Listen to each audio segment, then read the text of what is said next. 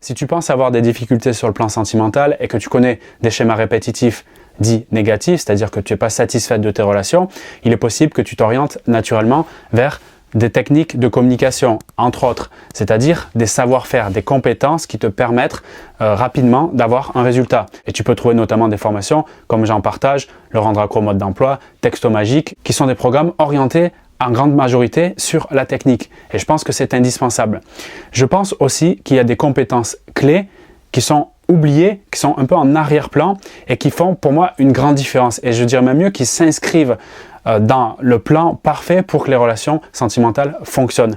Mais quand on mise tout sur les techniques de communication, c'est-à-dire qu'est-ce que je peux faire tout de suite ici et maintenant, par exemple par SMS pour arranger le truc, mais que je n'ai pas travaillé en arrière-plan, c'est comme si je fixais la tour Eiffel, si tu veux, sur des piliers qui sont friables ou sur du sable mouvant. Alors je peux avoir des ouvriers un peu en mode alpiniste, extrêmement sympathique, avec des belles cordes, en train de réparer les boulons et de faire la belle peinture. Mais si en dessous j'ai installé ce monument sur du sable mouvant, ben ça va faire l'effet château de cartes. Donc le but ici, c'est d'aller identifier cette compétence clé que je vais te partager et de mettre en place des actions pour la développer.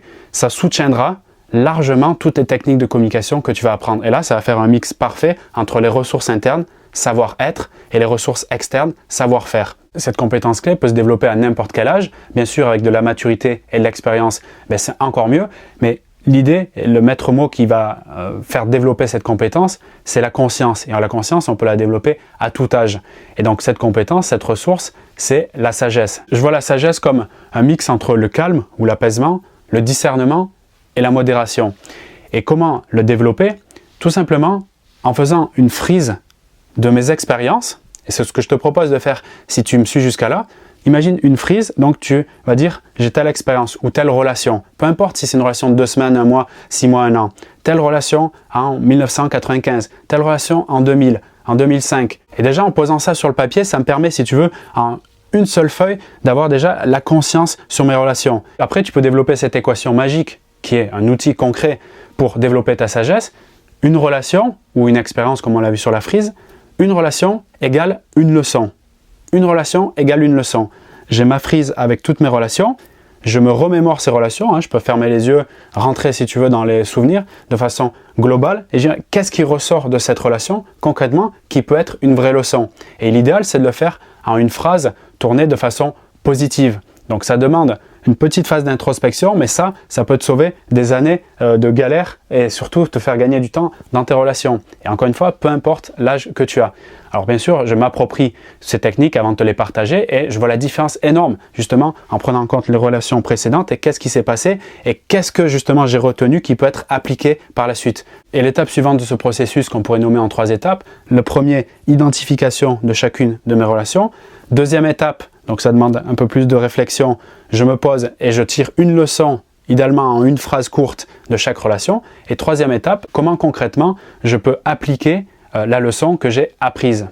Parce que pour que la leçon soit retenue, et en gros pour que l'univers, Dieu, l'âme, tu l'appelles un peu comme tu veux, moi je crois qu'il y a quelque chose de plus grand que nous qui nous aime et qui veut notre bien et qui nous présente au quotidien des situations pour nous permettre de vérifier si on a bien retenu les leçons, si on les a passées. Et en général, quand tu passes une leçon, tu verras qu'elle n'existe plus et tu en as une autre qui arrive après. C'est pour ça que si on ne les identifie pas et qu'on ne se demande pas comment les mettre en place, en fait, on va créer ces schémas répétitifs sans arrêt. Et la leçon, ça peut être un tas de choses. Je peux te donner un exemple si tu veux avant que tu mettes l'exercice en place. Ça peut être, tiens, j'ai vécu une relation avec cet homme, je me suis aperçu que j'avais tendance à acquiescer à tout ce qu'il proposait parce que je voulais tellement lui plaire et j'ai vu qu'à la fin, eh bien, il me détestait parce qu'il reprochait que j'avais pas de personnalité et qu'il en avait marre de prendre des décisions.